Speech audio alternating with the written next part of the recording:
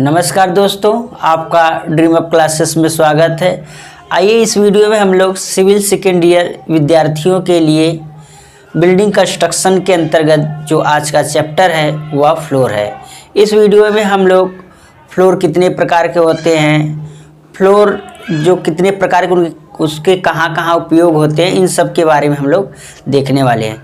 दोस्तों, अगर अभी तक आपने हमारे चैनल को सब्सक्राइब नहीं किया तो सब्सक्राइब कर दीजिए और जितने भी आपके संपर्क में पॉलिटेक्निक सेकेंड ईयर सिविल के स्टूडेंट्स हैं उनके तक यह वीडियो पहुंचाने का प्रयास कीजिए। आपको कहीं पर भी डाउट होता है सिविल के किसी भी सब्जेक्ट में, हाइड्रोलिक्स हुआ, स्ट्रेंथ ऑफ मटेरियल हुआ, कोई भी आपको डाउट होता है तो आप उस डाउट को कमेंट बॉक्स में जो है कि लिख दीजिए। हम आने वाले वीडियो में उसको दूर कर देंगे।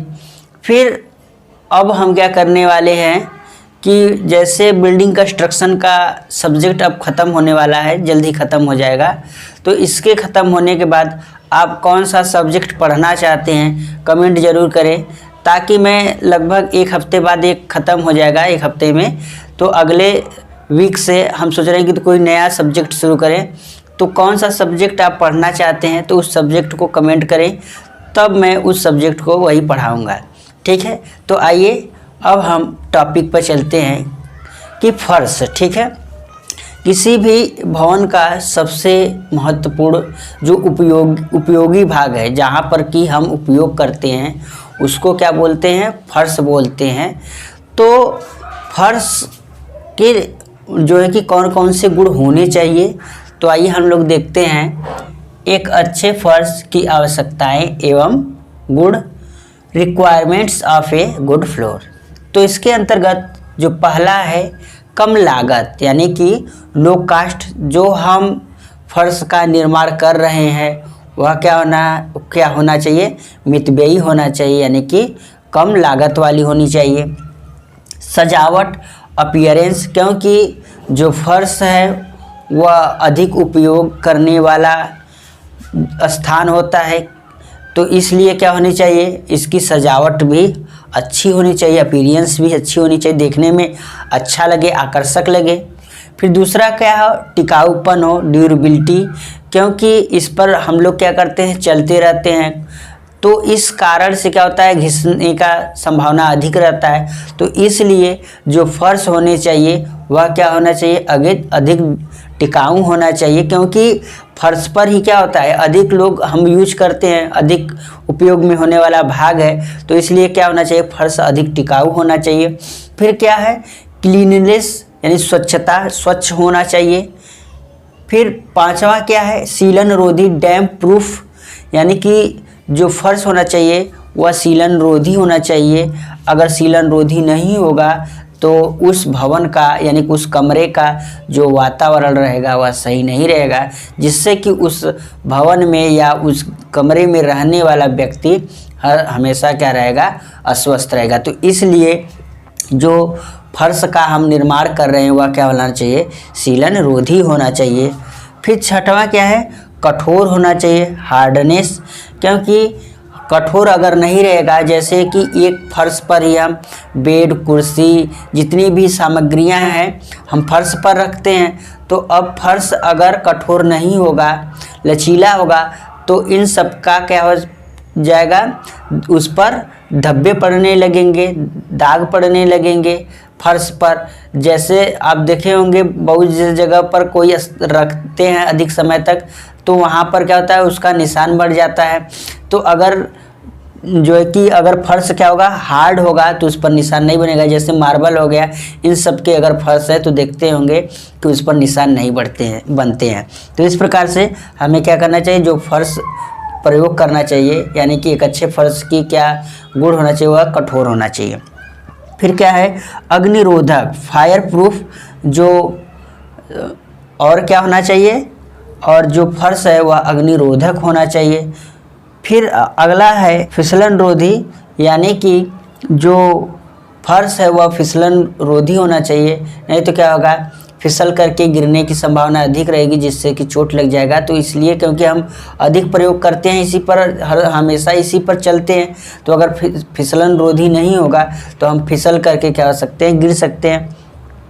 फिर एक छूट गया है यहाँ पर शोर रोधकता, यानी कि जो फर्श होना चाहिए वह शोर रोधी होना चाहिए। जैसे हॉस्पिटल के फर्श हुआ, सिनेमा घरों के फर्श हुआ, पुस्तकालय के फर्श हुआ, और जहाँ पर पूजा स्थल होता है वहाँ के जो फर्श होते हैं वह शोर रोधन होना चाहिए, यानी कि वहाँ पर जो फर्श बनाना चाहिए वह शोर को अवशोषित करने वाला होना चाहिए। फिर क्या है, अनुरक्षण मेंटेनेंस, जो हम फर्श बना रहे हैं उसका अनुरक्षण क्या हो, यानी कि मेंटेनेंस क्या हो, आसान हो और सस्ता हो। जैसे हम देखते हैं कि अगर कंक्रीट का फर्श एक बार बिगड़ जाता है, ख़राब हो जाता है, तो उसको बार बार बनाने पर वह ठीक जल्दी नहीं होता है। तो इसलिए जो है कि जो हम अगर जो भी फर्श का उपयोग बना रहे हैं उसका ऐसा हो कि वह अनुरक्षण उसका क्या हो, यानी मेंटेनेंस करना आसान हो। अब आइए अगला देखते हैं। अगला क्या है कि classification of floors according to location, यानी कि स्थिति के अनुसार फर्शों का वर्गीकरण।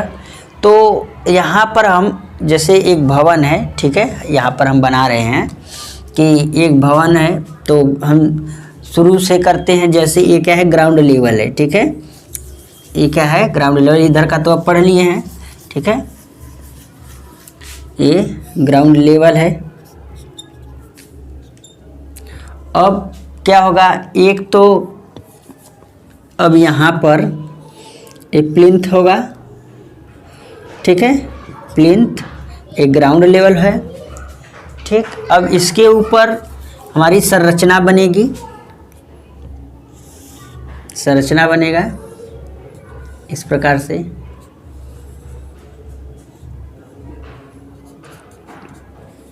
ये क्या हो गया, संरचना हो गया, ठीक।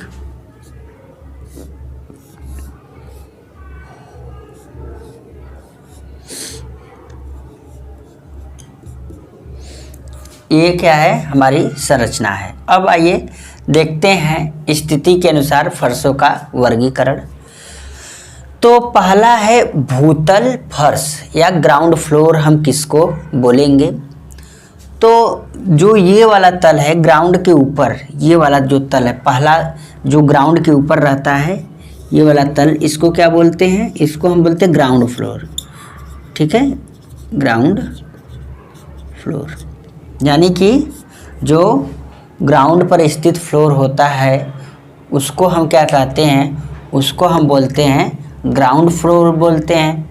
फिर अपर फ्लोर किसको बोलेंगे, अब इसके ऊपर जितने भी फ्लोर होंगे उसको हम अपर फ्लोर बोलेंगे। जैसे इसको क्या बोलेंगे, फर्स्ट फ्लोर बोलेंगे, ठीक है, इसको फर्स्ट फ्लोर बोलेंगे।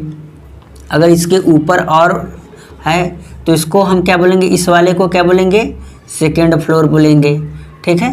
तो यानी कि ये ग्राउंड फ्लोर हो गया, ये फर्स्ट फ्लोर हो गया, ये सेकेंड फ्लोर हो गया।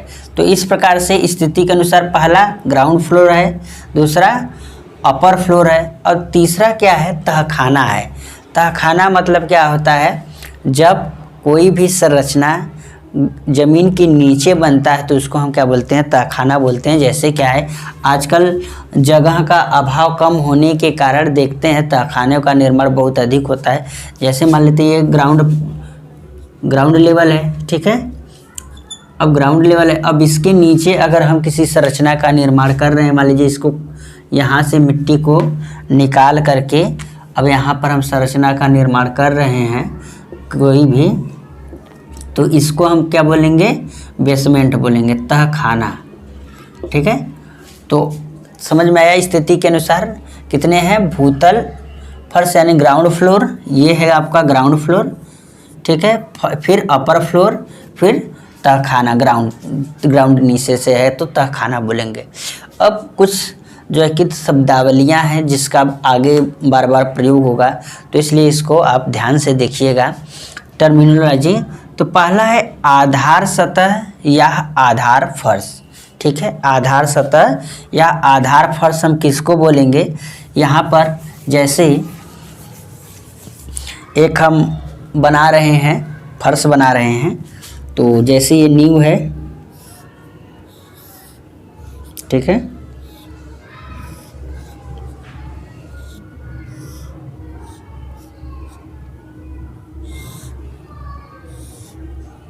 ये आपका ग्राउंड फ्लोर है।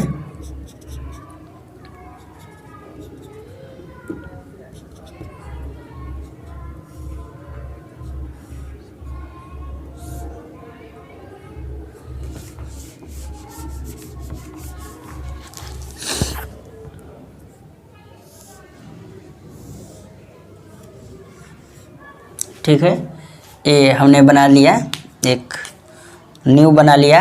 अब हम फर्श बना रहे हैं यहाँ पर, ठीक है।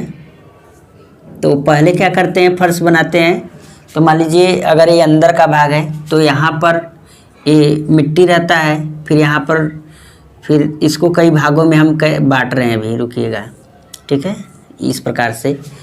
तो अब पहला क्या है, आधार सतह या आधार फर्श, ठीक है। और दूसरा क्या है, ऊपरी सतह या आवरण फर्श या फ्लोरिंग है। फिर फर्श परिसज्जा है, ठीक है। फिर क्या है, रबिल भराई है, ठीक। तो हम क्या करते हैं, पहले यहाँ से आधार सतह क्या है, या पहले हम क्या करते हैं, पहले यहाँ से चलते हैं, चौथे से चलते हैं। रबिल भराई किसको बोलते हैं, ठीक है, रबल फिलिंग। तो रबल फिलिंग क्या होता है, पहले हम नीचे से चलते हैं, ठीक है, नीचे से चलते हैं और नीचे से ऊपर चलते हैं। रबल भराई किसको बोलते हैं, रबिल भराई। जैसे यहाँ पर ये हमने क्या किया, ये हमारा संरचना बन गया है, अभी अंदर का भाग है। तो प्रायः गांव में क्या करते हैं, इसमें मिट्टी को भर देते हैं, ठीक है। मान लेते हैं यहाँ पर ये क्या है, सॉयल है। अब इसके ऊपर क्या करते हैं कि पत्थर या ईंट के क्या करते हैं, रोड़ी भर देते हैं, रोड़ा भर देते हैं यहाँ पर बड़ा बड़ा, ठीक है। इस पर क्या करते हैं, ईंट या पत्थर के रोड़ा भर देते हैं। इसी ईंट या पत्थर का जो रोड़ा होता है, पत्थर का रोड़ा जो हम भरते हैं, इसी को क्या बोलते हैं, रबल फिलिंग, यानी रबिल भराई किसको बोलते हैं, इसी को हम क्या बोलते हैं, रबिल भराई। समझ में आया। यानी कि जब हम क्या करते हैं, यहाँ पर नीचे भरते हैं क्या, पत्थर का रोड़ा ये सब भरते हैं, तो उसको हम बोलते हैं रबिल भराई। देखिएगा, यदि भवन स्थल पर भूमि व कुर्सी तल में पर्याप्त अंतर है तो इस अंतर को भरने के लिए फर्श के नीचे रेत या पत्थर के रोड़े को भराई की जाती है। इससे फर्श में सीलन नहीं आता है। यानी कि जब ये ग्राउंड फ्लोर और प्लिंथ लेवल कुर्सी तल के बीच क्या हो, गैप बहुत ज़्यादा हो, तो इस स्थिति में हम क्या करते हैं, यहाँ पर या तो रेत भर देते हैं या पत्थर के क्या करते हैं, रोड़े भर देते हैं। इसी को हम क्या बोलते हैं, इसी को हम रबल भराई बोल देते हैं। अब यहाँ पर मान लेते हैं, अब हमने यहाँ तक क्या किया, रबल भराई कर दिया। अब रबल भराई के ऊपर क्या करते हैं हम, अब इसके ऊपर हम डालते हैं चूना कंक्रीट, ठीक है। इसके ऊपर हम क्या डालते हैं, चूना कंक्रीट डालते हैं, चूना कंक्रीट डालते हैं। अब इस चूना कंक्रीट जो हम ये वाला डालेंगे, इसी को क्या बोलते हैं हम, इसी को आधार सतह बोलते हैं, ठीक है। क्या बोलते हैं, आधार सतह। ये आधार सतह क्यों इसको कहते हैं, क्योंकि यह ऊपरी सतह को जो फ्लोरिंग होता है उसको आधार प्रदान करता है, तो इसलिए इसको हम क्या बोलते हैं, आधार सतह, ठीक है। ये किसका होता है, चूना कंक्रीट का होता है, चूना कंक्रीट, ठीक है। तो इस सतह का उद्देश्य मुख्य फर्श को एक अच्छा समतल आधार प्रदान कैसे करना, जैसे चूना कंक्रीट। तो इसका मेन काम होता है आपका, सब फ्लोर बोलते हैं या बेस फ्लोर बोलते हैं, इसको बेस कोर्स बोलते हैं। तो इसका मेन काम क्या है, यह मुख्य जो ऊपरी सतह होता है उसको आधार समतल सतह प्रदान करता है। फिर इसके बाद क्या है, ऊपरी सतह आवरण या फ्लोरिंग, जो उपयोग की जाती है वह क्या है, वह फ्लोरिंग बोलते हैं या आवरण बोलते हैं या ऊपरी सतह बोलते हैं। इसको इस प्रकार से जो ये वाला भाग रहेगा, सबसे ऊपर वाला भाग रहेगा, इसी को क्या बोलते हैं हम, ऊपरी सतह या फ्लोरिंग। ठीक है, तो इस प्रकार से समझ में आ गया कि यानी आधार सतह के ऊपर डाली गई सतह फ्लोरिंग कहलाती है। तो सबसे नीचे कौन सा है, सबसे नीचे रबिल भराई है, फिर उसके ऊपर क्या है, आधार सतह चूना कंक्रीट है, फिर उसके बाद क्या है, उसके बाद जो है कि आपका फ्लोरिंग है, टॉपिंग है या टॉप जो है कि उसके बाद क्या है, फ्लोरिंग है।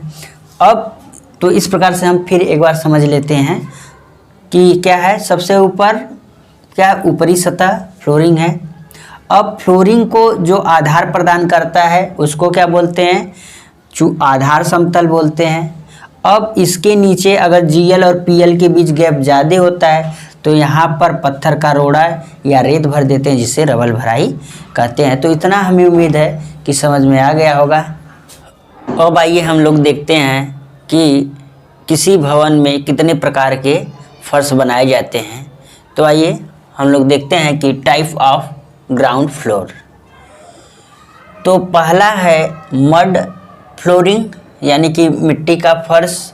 मिट्टी का फर्श प्राय देखे होंगे जितने भी पहले कच्चे भवन हैं पहले के, या तो उनमें क्या होता है कि वहाँ पर जो फर्श होता है वह मिट्टी के फर्श होते हैं। मिट्टी के फर्श में क्या करते हैं, पहले दुरमुटे से कूट लेते हैं, दुरमुटे से कूटने के बाद उसको गोबर से ऊपर क्या करते हैं, लेप लगा देते हैं। तो इस प्रकार से वह प्रायः यह बहुत निम्न क्वालिटी का फर्श होता है।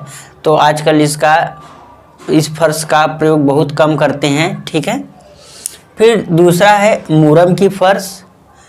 फिर इसके बाद क्या है, ईंट का फर्श है, पत्थर का फर्श है, फिर टाइल का फर्श है, सीमेंट कंक्रीट का फर्श है, टेरेजो फर्श है, मोजेक अथवा मार्बल का फर्श है, लकड़ी का फर्श है। लकड़ी का फर्श कहाँ पर प्रयोग करते हैं, जैसे नृत्य गृहों में जहाँ पर कि डांस होता है उन जगहों पर लकड़ी का फर्श प्रयोग किया जाता है। लकड़ी क्या होता है, थोड़ा लचकदार होता है, तो उससे क्या होता है कि जो डांस करने वाला होता है, नर्तक होता है, उसके पैरों में झंझनाहट कम होती है। तो इसलिए लकड़ी का फर्श कहाँ पर करते हैं, नृत्य गृहों में करते हैं। फिर रबर का फर्श है। रबर का फर्श जहाँ पर कि शोर रोधक के लिए क्या होता है, जहाँ पर ध्वनि अधिक होती है उस जगहों पर हम रबर का फर्श यूज करते हैं।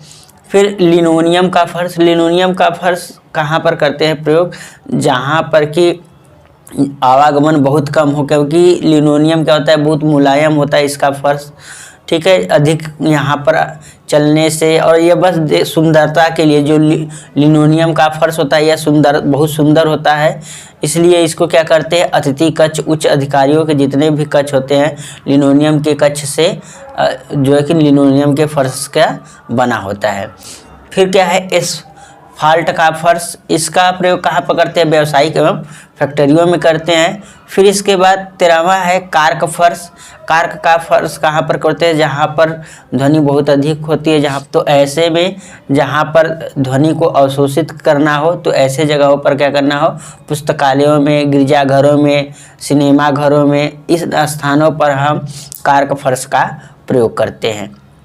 फिर 14 है अम्ल सह फर्श। अम्ल जहाँ पर जैसे कि प्रयोगशाला हो गए, कारखाने हो गए, जहाँ पर कि रासायनिक पदार्थ बनते हैं, तो ऐसे स्थानों पर हम अम्ल सह फर्श का निर्माण करते हैं। तो आइए इसमें से हम कुछ महत्वपूर्ण जो फर्श है, जैसे हम लोग कंक्रीट का फर्श और टेरेजो फर्श और मोज़ेक फर्श, इन लोगों को हम डिटेल में अभी देखेंगे।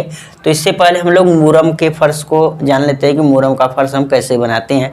तो मुरम का फर्श मान लीजिए हमें यहाँ पर बनाना हो, ग्राउंड लेवल ये मान लेते हैं। ठीक है, ये ग्राउंड लेवल है। तो सबसे पहले क्या करते हैं, यहाँ पर जो सॉइल रहती है, ठीक है, यहाँ पर सॉइल रहती है, इसको हम दुरमुठ से क्या करते हैं, अच्छी तरह से कूट लेते हैं, पानी डाल डाल कर क्या करते हैं, कूट लेते हैं।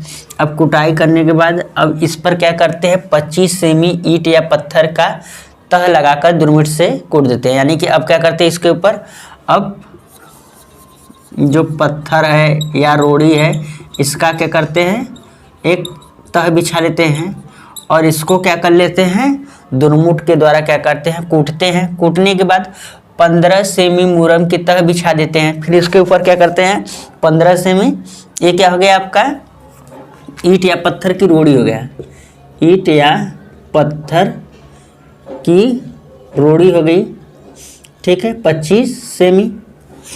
फिर इसके बाद क्या करेंगे, 15 सेमी आप क्या करेंगे, मुरम का तह बिछा देंगे।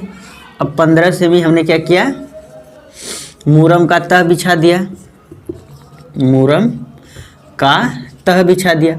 अब तह बिछाने के बाद इसको भी क्या करेंगे, दुरमुठ द्वारा कूटेंगे।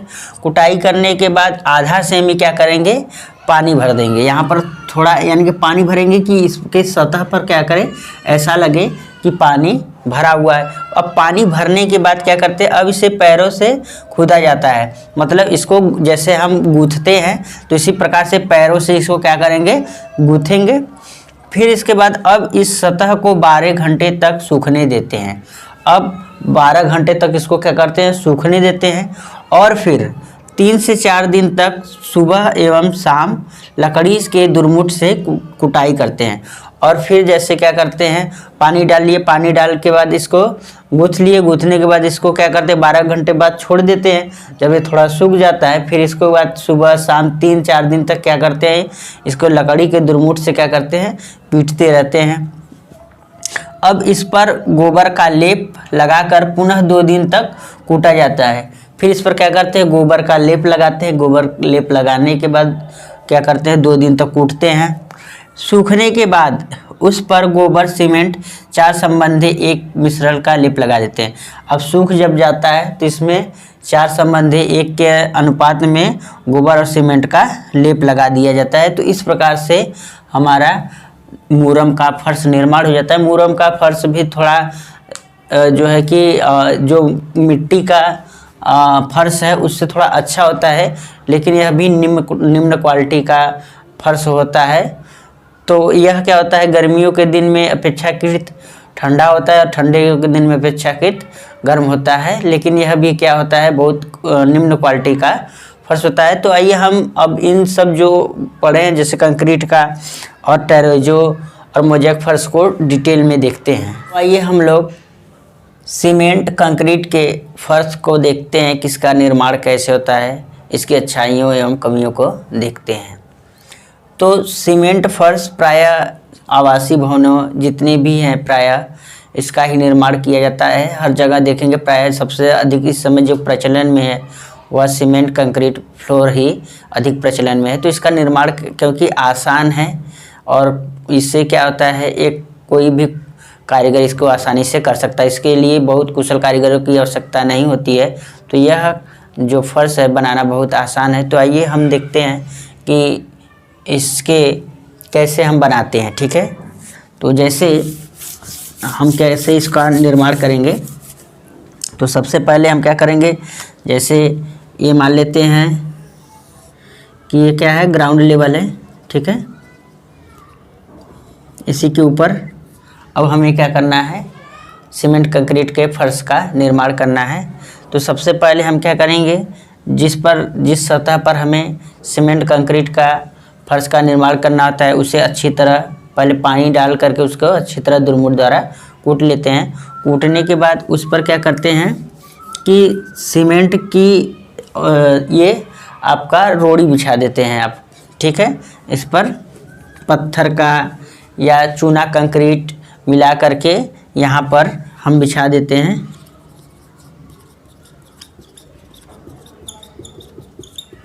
ठीक है। ये क्या है आपका, लाइम कंक्रीट है, ठीक है। अब लाइम कंक्रीट को भी क्या करते हैं, इसको अच्छी तरह ये क्या काम करता है, यह सब बेस का काम करता है, आधार तल का काम करता है। अब इसको क्या करते हैं, दुर्मुड़ द्वारा कूट लेते हैं। कूटने के बाद अब ये हमारा क्या होता है, सतह तैयार हो जाता है।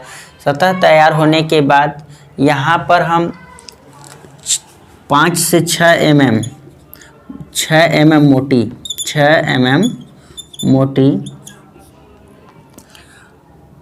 कांच का पट्टी या एल्युमिनियम की पट्टी लेकर के हम क्या करते हैं, इस फर्श में क्या करते हैं, बिछा देते हैं। मान लीजिए ये फर्श है, तो इसमें क्या करते हैं, इसमें फर्श में हम क्या करते हैं, प्लान है, तो इसमें ये जो पट्टी रहती है 1 × 1 मीटर का, ठीक है, या 2 × 2 मीटर का एक आयताकार आयत में क्या करते हैं, सभी को बांट देते हैं। जितना भवन रहता है इसको हम बांट देते हैं। इस प्रकार से पूरा पट्टी बिछा देते हैं, इस प्रकार से, ठीक है, और इस प्रकार से हम बिछा देते हैं। अलग अलग भागों में 1-1 मीटर की पट्टी में हम क्या कर देते हैं, 1-1 मीटर के में बांट देते हैं। अब हम क्या करते हैं, अब इसके ऊपर यानी कि अब इस जो सब बेस तैयार हो जाता है उसके ऊपर हम क्या करते हैं, इसको लगाते हैं। इसके लगाने से क्या होता है, जो कांच की पट्टी लगाने से, क्योंकि जो सीमेंट कंक्रीट है उसमें संकुचन एवं प्रसार होता है, इसके कारण से लगाने से इसमें दरारें नहीं पड़ती हैं। अब फिर क्या होगा, अब यहाँ पर हम क्या करेंगे, जैसे अब इसमें हम मसाला तैयार कर लिए। मसाला कितने का तैयार करेंगे, 1 संबंधी 2 संबंधी 4। इसमें पहला क्या होता है, सीमेंट होता है, और दूसरा क्या होता है, बालू होता है, और चौथा क्या होता है, गिट्टी होता है, ठीक है।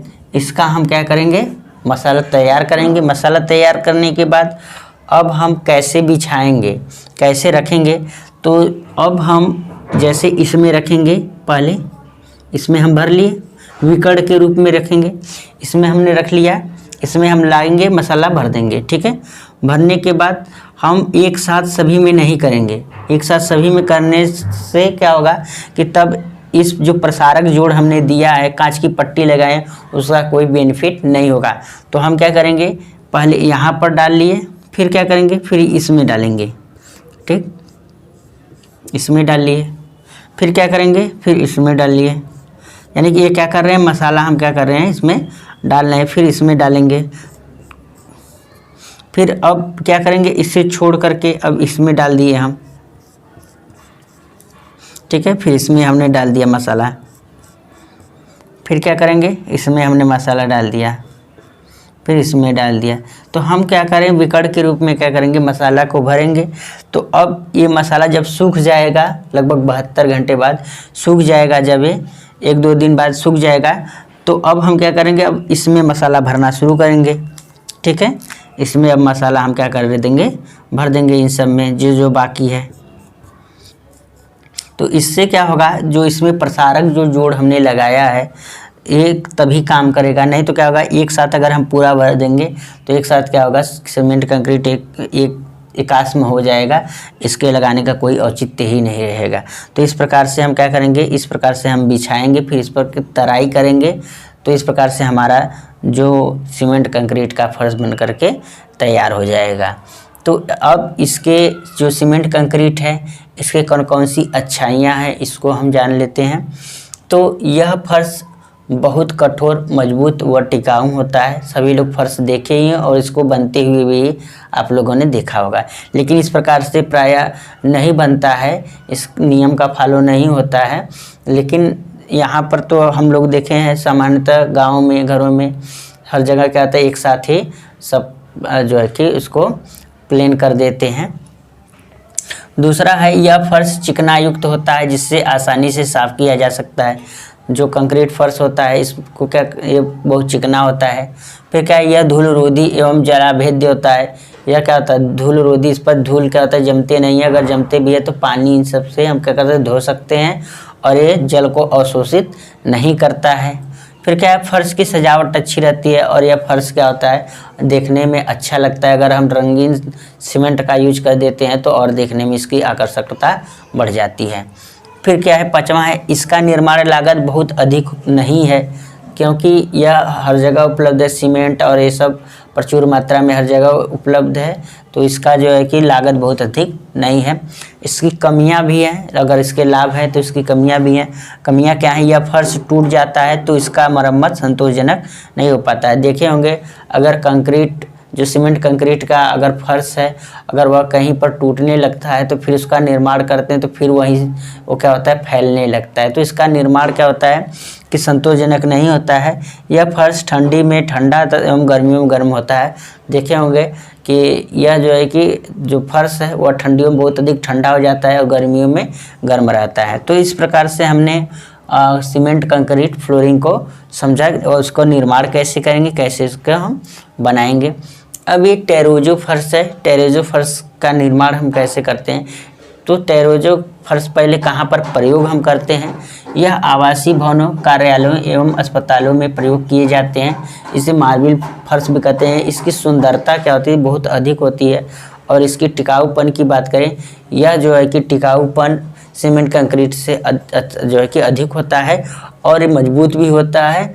टेरोजो फर्श क्या होता है? देखने में बहुत अच्छा लगता है। आप देखे होंगे जैसे कहीं हॉस्पिटल में गए होंगे, किसी कार्यालय में गए, सरकारी दफ्तर में गए होंगे, तो वहाँ पर फर्श पर देखे होंगे छोटे छोटे संगमरमर के टुकड़े रंगीन सीमेंट के साथ जड़े रहते हैं। तो वही क्या होता है, उसी को हम कहते हैं टेरोजो फर्श बोलते हैं। ठीक है, तो टेरोजो क्या होता है?